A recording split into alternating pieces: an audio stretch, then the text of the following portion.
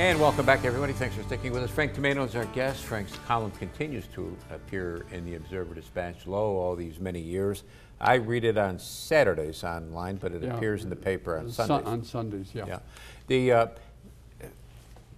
anybody that knows anything about local history would know the answer to this question, but I'll ask you to talk about it anyway. There's never any problem coming up with things to write about when it comes to Utica history and Oneida County history. Yeah, you know, reading old papers on microfilm at the library and at the OD, there's always something you come across, like the Benjamin Harrison going to J.B. Wells. You know, it was only 3-4 paragraphs. You know, researchers like you and I, we get excited over something like that. But and the thing is, as I said, so much of that has been ignored. Now, Dr. Bagg's Memorial History of Utica. Great book. Over a great book. Over 1,000 pages. Yet, probably one of the most important Uticans ever, Helen Munson Williams. I don't think we would have Munson Williams Proctor Institute, our park system, the library, St. Luke's Hospital, because of of her. And she gets one line. She was, and James Watson Williams married Helen Munson Williams. And, you know, it's, and things like, now that I don't want to pick on Dr. Bagg because it is a great book, but it was written in 1892, and you know, very little mention of her, very little mention of Roscoe Conkling, Horatio Seymour. So maybe, I don't know, maybe politics maybe Bagg was a Democrat, who knows? The we mentioned President-elect Lincoln coming through Utica. We mentioned that there was a second time that he came through Utica. Yeah, the funeral train in 1865, I think it was April 26th. His first visit, it was about 11 o'clock in the morning. The funeral train arrived about 8 o'clock at night. And there was a big crowd there. I think it was raining. And stopped for just a few minutes. What's interesting there is the German glee club, the Utica Manicore, had just been formed. And the Utica Manicore, one of its, if not the first appearance, public appearance, was serenading the remains of Abraham Lincoln. The club sang at the railroad station. You know. Did I'm trying to think if it was they had cannons lined up along the tracks. Was that for his funeral train or was that for his inauguration? I think the inauguration. There were two or three cannons. I think the Utica Citizens Corps set up cannons for on his way to his inauguration. I don't think the funeral train. There could have been, but I don't think so. How did the Utica newspapers do with the coverage of his two stops in Utica? You know, again, one of the problems doing research, you know, in the 1850s, 1860s, very little local news.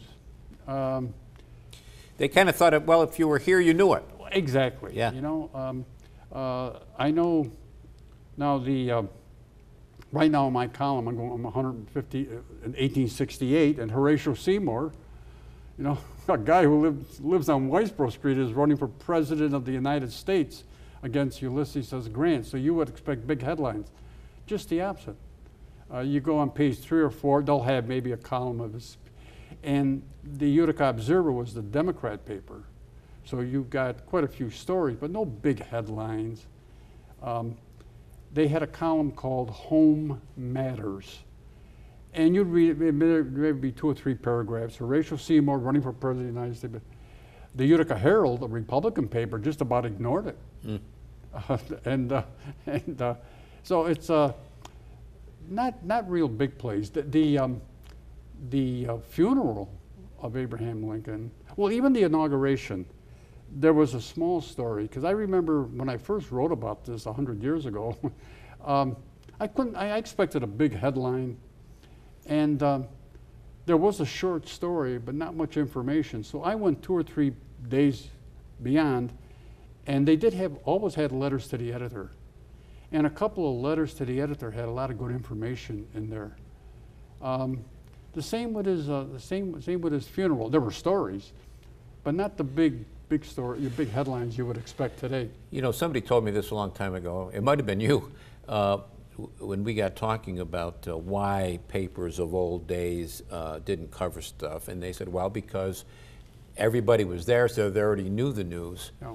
But of course, I learned early on that the first thing that I would pick up the paper and read was an event that I was at. Yeah, I mean, you want to see something you were at. Yeah, see, there were no obituaries, for instance. There'd be little if somebody died, or they would have like a funeral notice, but no obituaries like we have, like we have today.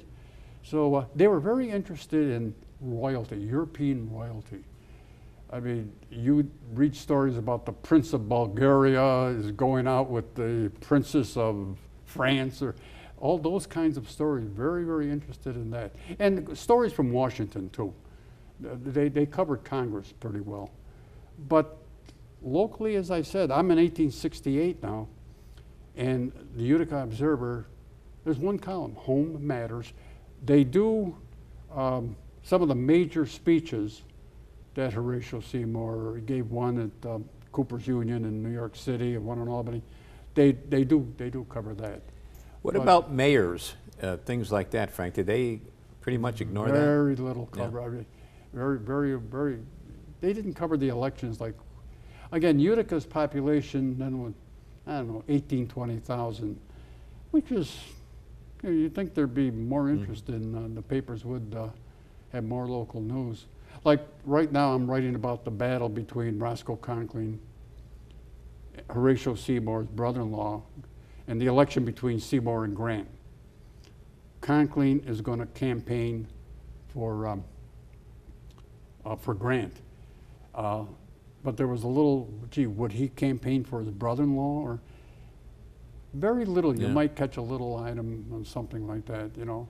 And the papers were, as I said, the Herald was a Republican paper, and couldn't care less if Seymour got elected or not, it seems. And those papers would merge over the years, Frank, to what we have today. Well, yeah, the Utica, I forget the details, but the Utica Observer merged with the Herald Dispatch and became the Observer Dispatch. And this is when Gannett bought it in 1922 or 1923. But there were 6 or 7 newspapers. But again, you don't see the big local headlines. You know, even when the Loomis gang, running wild, there would be stories on the Loomis gang, but there were no sensational headlines or, small headlines. Later on, in the 1880s, 1890s, mainly because of the Saturday Globe. Yeah. When the Saturday Globe came into existence in 1883, always the big headlines, a lot of photographs. Then the local newspapers began to change. Frank Tomaino is our guest. We're talking about local history in general, but we're talking particularly about presidents, past presidents, people who would go on to be president, stopping in Utica along the way. Short break, right back.